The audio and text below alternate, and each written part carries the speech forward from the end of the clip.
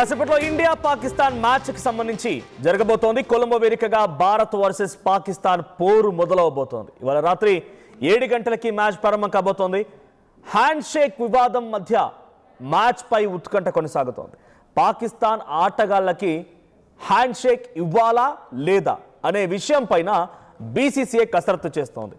ICC నిర్ణయంకు కట్టుబడి ఉంటామంటున్నారు BCCI. రెండు టీంలు ఫామ్లో ఉండటంతో ఇరు జట్ల మధ్య భీకరమైనటువంటి యుద్ధం జరిగే అవకాశం ఉంది. శివరాత్రి రోజున మ్యాచ్ ఉండడంతో అభిమానులు ఆసక్తి రేపుతోంది. పాకిస్తాన్ ఇండియా మధ్య మ్యాచ్కి సంబంధించి ఈ రోజంతా జాగారమే అంటున్నారు ఇండియా టీమ్ ఫ్యాన్స్ అంతా కూడా. సో ఈ రోజు జరుగుతున్నటువంటి ఈ మ్యాచ్కి సంబంధించి పెద్ద ఎత్తున ఆసక్తి రేపుతోంది. కొలంబో చేరుకుంటున్నారు క్రికెట్ అభిమానులు. ఇండియా పాక్ మ్యాచ్కి వర్షం ముప్పు కూడా పొంచి ఉంది. ఇప్పటికే హెచ్చరికలు సైతం జారీ చేశారు వాతావరణ శాఖ అధికారులు. ఇదిలా కొనసాగుతుందా, ఏం జరుగుతుందో చూడాలి.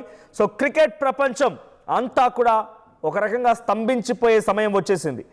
ఆ దేశం ఈ దేశం అని తేడా లేదు. క్రికెట్ ఉనికి ప్రతి చోట తెరలన్నీ ఆ పోరుతో నిండిపోవాల్సిందే.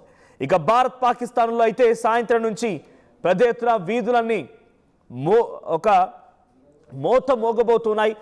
పెద్ద ఎత్తున ఉత్కంఠకి తెరతీసే స్థాయికి తీసుకెళ్లే అవకాశం కనబడుతోంది.